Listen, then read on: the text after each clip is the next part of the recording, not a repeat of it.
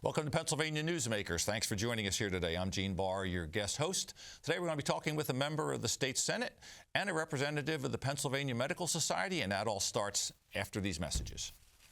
Welcome to the fast-paced and unrehearsed weekly discussion featuring the leaders who help shape your world. Join us as we address the issues that impact you each and every day. This is Pennsylvania Newsmakers. And now, here's your host. Welcome back to Pennsylvania Newsmakers. Thanks for joining us again. Our guest today is State Senator Greg Rothman. Senator Rothman represents the 34th District. I want to make sure I get this right. Elected in 2022. Great, we got that one. And he represents part of Cumberland, part of Dauphin, and all of Perry County. And before he was state senator, he was state representative, Greg Rothman. He was a member of the State House from 2015 to 22. Did I get all that right? I think I did, because you and I worked together for a long time, Yeah. Thanks for coming on today. Thanks for having me. Greatly appreciate it. Thanks for all you did and your time with the Chamber. Well, thank you. I appreciate that. So a little bit on your background, which is interesting. You're a Marine, and we talked about this. No such thing as a former Marine. That's I learned that from people a long time ago. So you were in the Marines, but also a business person. How does that impact your role as a state senator? The fact that you are actively engaged in the business community and in your community overall. Yeah, so I believe that this republic that we live in, it's not a democracy, it's a republic, that we have to be representatives of the people that we go and make decisions on behalf of. So being part of a community, I've lived my whole life in the area that I represent. It's easy to represent people who you know because you know their values, you know it's important to them. But most important to me is that we rely on the small businesses and all the businesses in our Commonwealth and in my district to generate the revenue that then pays for the roads and the police and social services, and we can't take them for granted. So when I was in the House and now in the Senate, I've pushed for tax cuts. I've pushed for regulatory reform, permit reform, all those things that help our businesses grow. And we need to allow our businesses to grow because they're the ones that pay the paychecks for the families, that pay for the families' food, and we need more business and more private sector jobs. Now, it has been a couple months, shift gears here a bit, but a couple months since the election. I want to get your take on it here for a minute. So Republicans did very well nationally, regardless of where you are on Donald Trump. There was a lot of baggage coming in, a lot of attention, pros, cons, et cetera. Still won.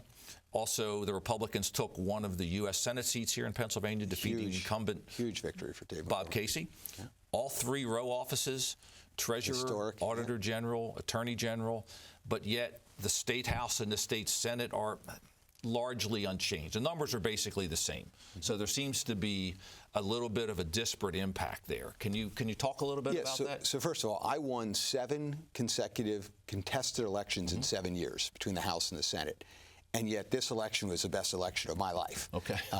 What Donald Trump did in winning Pennsylvania and the whole blue wall, what Dave McCormick did, it was historic. We also the Republicans picked up 2 congressional seats. That's true. I forgot about that. So the Republican was a great day. Yes. And the Republicans now have the majority of the delegation.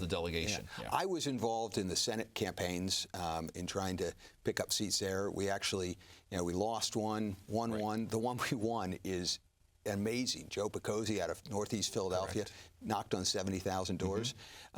But I think the maps had something to do with it, the redistricting. I mean, certainly the Democrats credit the maps. They also outspent the House Republicans 2-1. And then finally, it's just the voters of Pennsylvania, when you're voting for a House member, you're voting a lot of times for the incumbent. No incumbents, Democrats or Republicans, lost. So the power of incumbency is a powerful thing. Still powerful, has been, powerful, probably will be, which leads to an interesting question. I had asked some others this about what's your position on open primaries? That's getting to be a big issue. So yeah, I'd like to see the Democrats do it first. Okay. My district has 15% independents. I am for. I have an idea that says you can pick a primary. You need to do it 30 days before the election, and you can vote in that primary. But we as candidates need to know who you are. Okay. And then you can immediately go back to being an independent. And right now you could do that. But the reality is I'm a Republican I think Republicans get to pick Republican candidates. If the Democrats want us to pick their candidates, that's fine. But I also recognize that independents are a huge force in this state. If you're trying to win in general elections, you need independents. I've studied the independents in my district.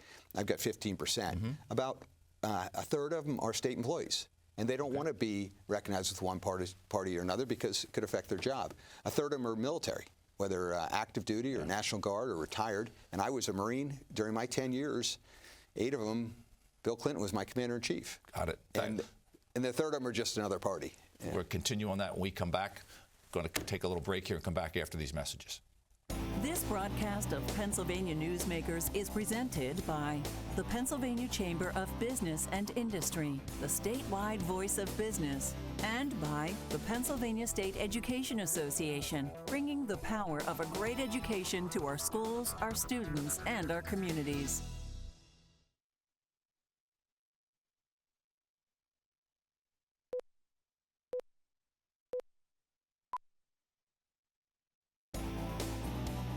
This broadcast of Pennsylvania Newsmakers is brought to you by the Pennsylvania Highway Information Association, the go-to source to learn about transportation projects and issues. Please visit pahighwayinfo.org. And by the Pennsylvania Manufacturers Association. Business in Pennsylvania is our business. Welcome back to Pennsylvania Newsmakers. My guest is State Senator Greg Rothman. Senator Rothman, one of the things that incoming President Trump talked about was his desire to unite the country. Look, things are pretty divisive out there now. I think we can all agree on. How does he do that? How does he move forward in uniting the country now? Yeah, and you think, look, one of my favorite presidents was Abraham Lincoln, who started the Republican Party. You think about his assassination, and our president, President-elect Trump, came within inches of being killed. And I mean, so rhetoric is important. And so I think he has an opportunity. If you look at his cabinet, the bipartisan nature of some of his cabinet picks, picking a Kennedy to be in his cabinet. And it's a lot of it has to do with words. I mean, we say, sticks and stones will break my bones, words don't. But that's not true. Rhetoric matters, and I think he has an opportunity to unite the country by the way he speaks and the way he governs. And I think that assassination attempt did change him. And so I've always supported Donald Trump's policies. I've always supported him as a candidate in 3 primaries and 3 general elections. But he's our president now, and I think almost losing your life probably creates some humility, and he realizes that what he's doing is way bigger than himself. And so I'm excited for that opportunity. And those are things that I've always talked about. We need to be civil to each other. Yeah, which I do want to talk about here in a moment. Let me finish on that. So what does success for him look like in this next term? So prices coming down, the economy taking off, people getting back to work, the wars ending in the Middle East and Ukraine, and Russia pulling back out of Ukraine, ending these endless wars, maybe getting back to Panama Canal, making the United States a powerhouse on the world stage where people respect us, peace through strength. But I also think domestically we have to open up all this energy we have. And there were so many mistakes in the Biden administration, so many failed policies on the left. We're seeing it in Los Angeles right now where the fires are burning. My son lives out there. And the policy of restricting water use, or the policy of not allowing forestation of our natural resources, those sort of radical environmental green things have real effects. And so I think his success is turning the country around. Yeah.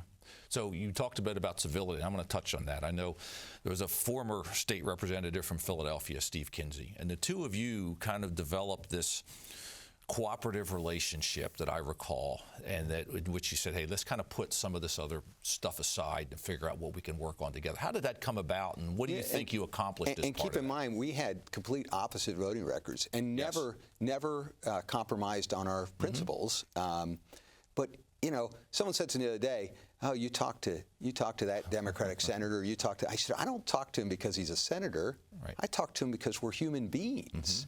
And I want to persuade. I mean, look, Steve Kinsey and the Black Caucus voted to put whole milk back in elementary schools.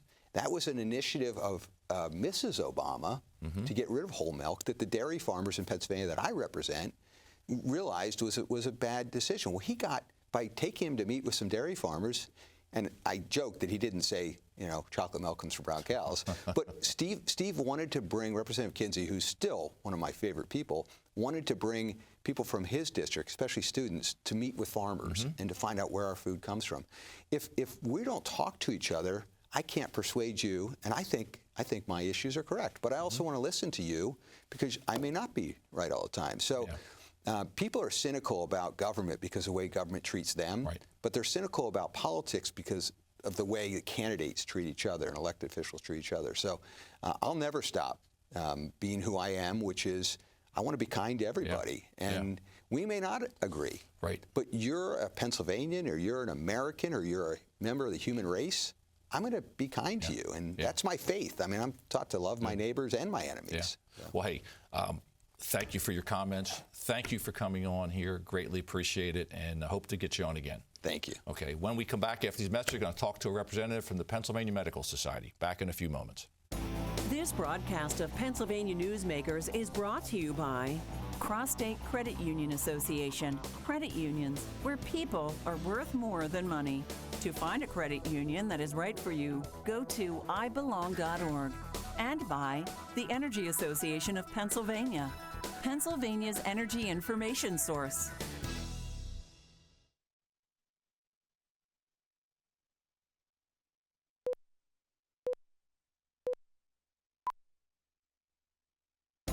This broadcast of Pennsylvania Newsmakers is brought to you by the Association of Pennsylvania State College and University Faculties, representing the faculty and coaches who are devoted to providing quality public higher education for Pennsylvania's college students. Welcome back to Pennsylvania Newsmakers. I'm pleased to welcome my guest, Dr. Kristen Sandel, here to talk a little bit about the state of health care and health insurance and malpractice insurance here in Pennsylvania. So, Doctor, thanks for coming on here. Well, thank you very much. I appreciate the invitation. So you are a practicing physician. That's correct. And you practice where? I practice at Wellspan Ephrata Hospital. Okay. And I am an emergency physician. ER physician. Okay. Correct. I'm sure you see lots of interesting things as an ER physician. Every day. Very challenging because a lot of quick decisions I know you have to make. Now, you are the immediate past president of the Pennsylvania Medical Society, correct? That is correct. Tell us what the Medical Society does. I think we kind of maybe know that, but I'm not sure we know all of what the group does. Sure. The Pennsylvania Medical Society is the largest advocate for both physicians and patients in Pennsylvania. Okay. So we are the society that represents all different types of specialty physicians. And so our main mission is to ensure that we are providing quality and safe care and maintaining the ability to practice in Pennsylvania. Okay, great. Thank you. And I know one of the things that the society is focused on now and has been for a long time has been this whole issue of doctors being sued, malpractice insurance, the cost of that, et cetera, et cetera. Now, you are employed by a hospital, but still, that's, maintaining that standard of care, and that practice certainly is a large part of that. And this is not a new issue. In fact, this goes back probably more than 25 years. I mean, you guys were starting to sound the alarms way back in the late 90s, early 2000s. And what was causing that? I know there were doctors who were just graduating from our great hospitals and our great institutions going like, I'm leaving. Yeah, Pennsylvania is one of the states that has the most medical schools in the United States. And so we train a significant amount of physicians. And in the late 90s, what we were seeing was these outrageous malpractice settlements, especially in Philadelphia. There were more large malpractice settlements in Philadelphia in the late 90s than in the entire state of California. And so, just in one city. Just in one city.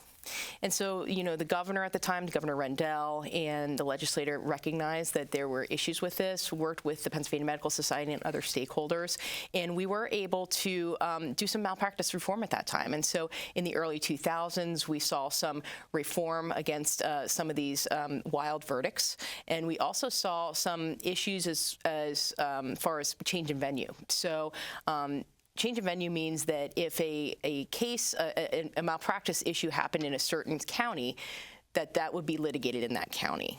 So there was previously a law that said, you can't move this just to a different county, and that was enacted in the early 2000s, and it was a great thing, not only for physicians, but for patients. And so what we saw was in 2022, the Pennsylvania Supreme Court overturned that, and so now if just a case happened in Blair County, but there was some element of the case or a party that also did some business in Philadelphia, that could be moved to Philadelphia. Okay. What happened? I mean, why is Philadelphia this magnet for the cases? You could be, as you point out, in Blair County or Bradford County or wherever, and all of a sudden you, as a physician being sued, find yourself in Philadelphia County. Why is that? Yeah, so Philadelphia County jurors traditionally have had pretty favorable verdicts for the plaintiffs, and sometimes these what we call nuclear settlements or nuclear verdicts, meaning that multi-million dollars, sometimes up to $100, $200 million for just one verdict. Okay, and again, this is, originally this was designed to, if you're in Blair, physician, hospital, incident, patient, your view is that we should do whatever we can to stay there and not be moving people all over the state. Well, yeah, I mean, it's a hardship for people. It's a hardship to go to that, to travel halfway across the state to go to a different county. It's a hardship for the patients to do that. But it also it's a different practice environment too. Okay. If you're practicing in a rural environment and a case happened in a rural environment, you want the jury of your peers to be in that rural environment. Yeah, that makes sense. Okay, we're going to continue this discussion right after we come back after these messages. This broadcast of Pennsylvania Newsmakers is brought to you by the Pennsylvania Medical Society.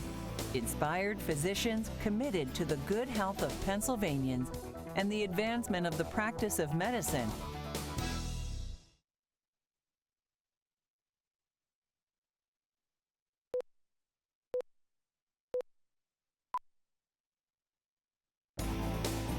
This broadcast of Pennsylvania Newsmakers is brought to you by Pennsylvania American Water. We keep life flowing across the Keystone State.